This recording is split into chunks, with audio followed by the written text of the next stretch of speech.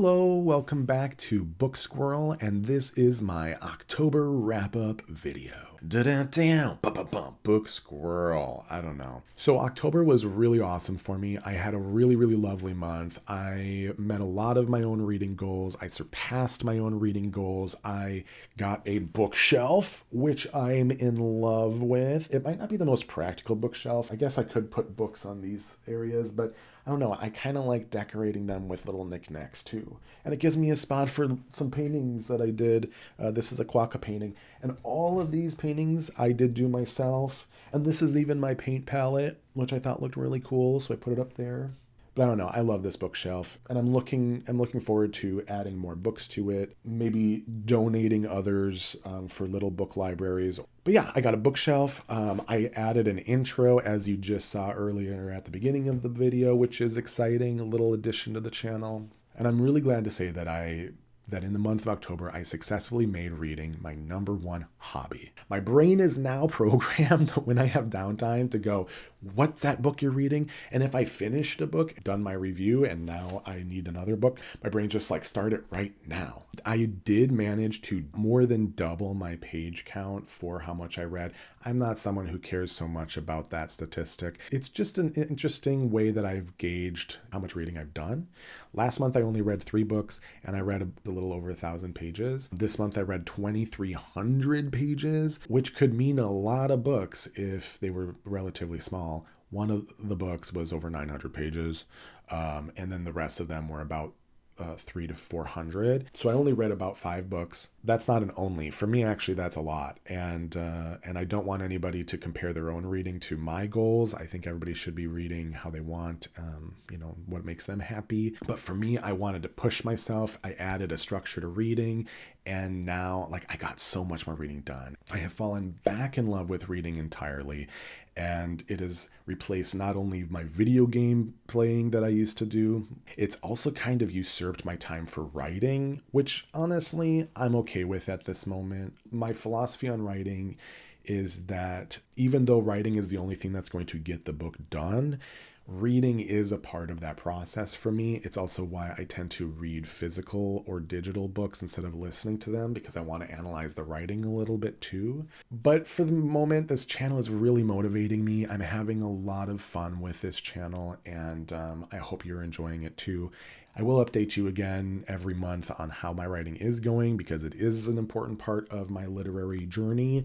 But for the moment, I'm okay with it kind of taking a backseat. What else happened? Oh, I did learn about bookshop.org. This isn't sponsored, by the way, but I just want to throw this out there. I was using Amazon for most of my book buying and for my digital books because of the convenience, and frankly, because they have a bit of a monopoly on the market. I didn't know about bookshop.org.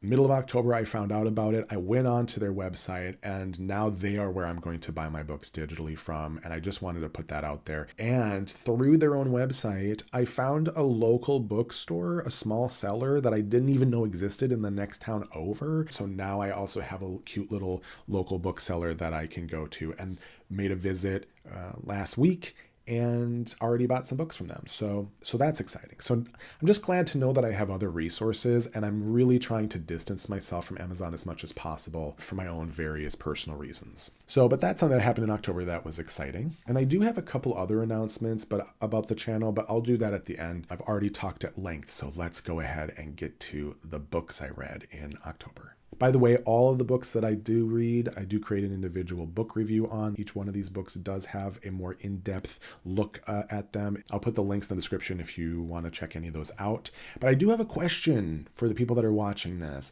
Do you like watching individual book reviews? Do you seek them out? Do you find them to be interesting? Because I'm kind of starting to realize that Booktube might not be the best place for individual reviews. I just don't know if people really care for that. These kind of wrap-up videos and TBR videos and video vlogs where you really get to know the booktuber seem to be the main thing people look for.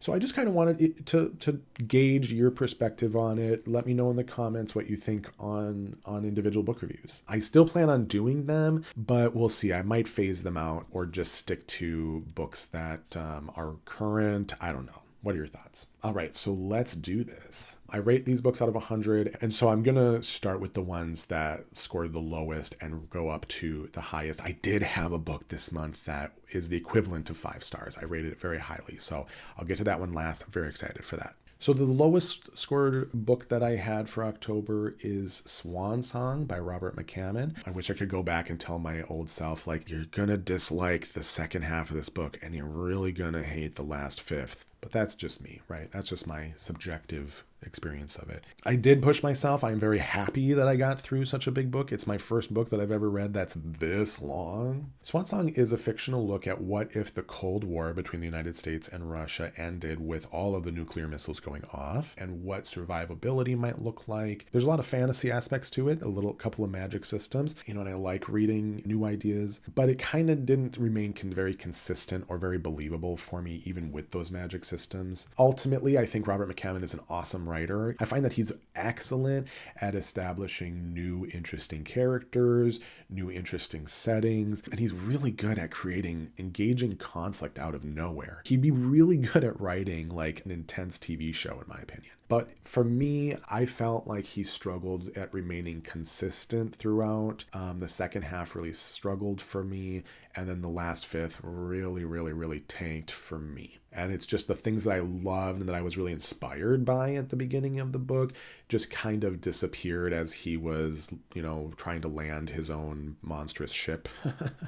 And that's just my own perspective. I know a lot of people love this book, so just take my perspective as what it is, just with a grain of salt. So that was Swan Song by Robert McCammon. The next highest rated book that I read in October is The Whistling from Rebecca Netley. Now, I did have a physical copy of this, but I'm lending it out to family members because I thought that they would like it. I gave this a 76 out of 100 acorns. I think that this is a very solid book. To me, 76 is a good score. It's a solid passing score. Whistling follows a young woman who has taken a job to care for a child on a small island off of Scotland. It takes place in a big house that's haunted. There's eeriness that goes about. There's a lot of mystery. I thought the characters were interesting. I liked the book. It was a very accessible read. There was just nothing that really stood out to me as like super inspiring. A lot of tropes, but again, very solid. If you're looking for a little mystery, candles going, I think this one's really solid. The ending wasn't my favorite, but at the same time, I don't know. I think the experience overall is worth it. So I gave this one a 76 out of 100. Next on the list is The Exorcist by William Peter Blatty, which I gave a 78 out of 100 acorns. I think that this book is very good. It's very intense. It's what you would expect it to be if you've seen the movie. I saw this movie when I was a kid and it scared the living daylights out of me. I feel like I conquered a fear in reading this book and then rewatching the video, which now, many years later, doesn't impact me to the same degree. There's a girl whose personality is completely changing and she's becoming very antisocial. She's becoming very abrupt and rude and dangerous at times, even to herself. And so this book really looks at all these different medical fields, scientific fields, fields of faith and law. And I find that the commentary in this book is really where the strength lies. I feel like William Peter Blatty does a really good job of just kind of looking at the faults of like a super hyper-focused field that doesn't really look comprehensively at other ideas. And really, you kind of need to take bits and pieces from everything to really understand something. I think that it's a really engaging read. But I gave it a 78 out of 100. I think that's still really solid. Next is Something Wicked This Way Comes by Ray Bradbury. I gave this 80 out of 100 acorns. I think it's a bit outdated in its writing, and for me, I did have a nostalgia factor in reading this book that made me enjoy it a little bit more. But I did look up some definitions in the book, and literally archaic was part of the definition. So this isn't the most accessible book, but I enjoyed it. I had like a really nice vibe with it. It's effectively about a carnival that comes into a small town and weird things start to happen. It follows two boys in the town that are friends, but they're very different people. And they witness some things at this carnival that spooked them and that causes the carnival to come after them a little bit. So I enjoyed the story. The movie is not good.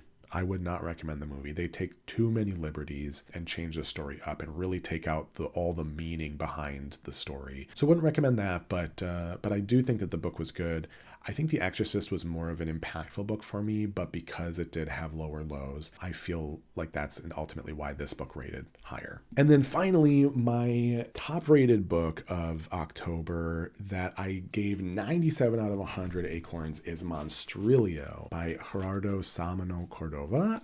I love this book. I can't stop gushing about this book. It's not very scary. I mean, it is about a little demon child, so it is a monster story. Has similarities to Frankenstein, but there's just so much flavor to this. There's a lot of queer representation in this book that I really enjoyed. The prose is beautiful. There's a lot of Latin influence in this book. There's Latin folklore. A lot of the book takes place in a suburb outside of Mexico City. So I found it to be really colorful. This book follows a grieving mother and father who just lost their young boy, and the mother is told a story of Latin folklore where you can effectively feed a part of the dead person's body, and so she takes a piece of his lung and starts feeding it, and the rest is in this book. So good, so good. So those were the books that I read in October. Have you read any of them? Would you have given them different scores? Let me know in the comments. And now on to some announcements, okay, for the channel. I've been wanting to change the O in my ACORN system from originality to something else, and I've finally settled on a new word, and that word is offerings.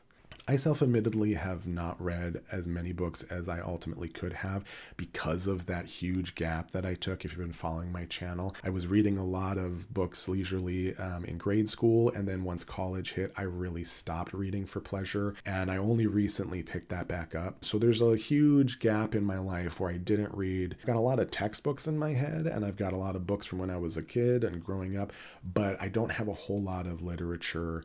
So originality, I don't really feel like I'm someone to judge originality. Plus, what's original for me might not be original for you, and what's original for you might not be original for me. So I think in the end, offerings is a better word. It allows me to look at the themes of the book or the concepts that I really feel are the strengths of the book.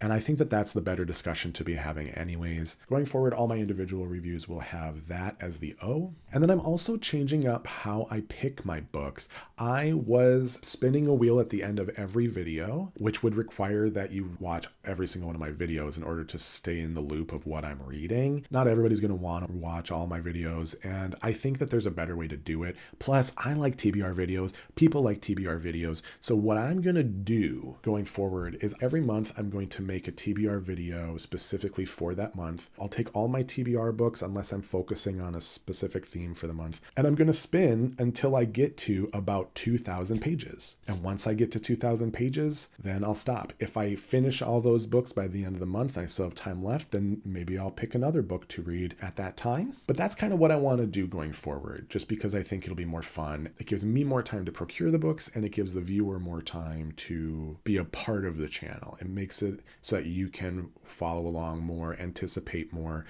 and even read with me if you want. That's just another change I'm going to be making. So keep an eye out for a November TBR video soon. And that's really it. I do want to thank everybody so much for liking my videos, commenting, subscribing. October was only my second month as a booktuber. The first month I ended, I had 12 subscribers, and I said to myself, you know what? I'm proud. I managed to entice 12 people to subscribe to my channel. And as a nobody on YouTube, I was fine with that. And I was nervous in my last video to even say, maybe I'll get 12 more in October. And you know what? I got 50 more in October. I am now up to 62 subscribers. And even though it's an arbitrary number and it's not truly a value of who I am as a person, it doesn't matter. It was more than I thought it was going to be. It was more than I was scared to even hope for. And I'm just really glad. We'll see what happens in November, but I just want to thank every single one of you who has subscribed, because it really does make me feel like I'm doing something that has value. So thank you so much. And that's that. I will see you in my November TBR video. Until then, I hope you have a wonderful whatever. I'll talk to you later. Bye. Da-da-down. Book Squirrel. I don't know.